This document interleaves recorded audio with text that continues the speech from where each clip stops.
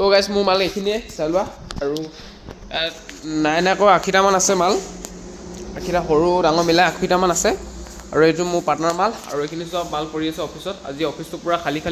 কাৰণ মই আজি সোনকালে আহি গ'লোঁ কাৰণ মই এতিয়া 5:30 মানতে আহিলোঁ পটাপট শ্বুটিং কৰিলোঁ এইখিনি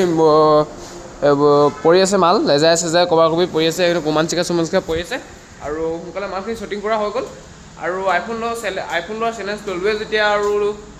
কামটো কৰিবই লাগিব কষ্ট কৰিবই লাগিব সেইকাৰণে মানে সোনকালে আহিব লাগে আৰু সোনকালে আহি কিনে মালখিনি শ্বুটিং কৰিলোঁ নহ'লে দেৰিকৈ আহিলে মাল চাল পোৱা নাযায়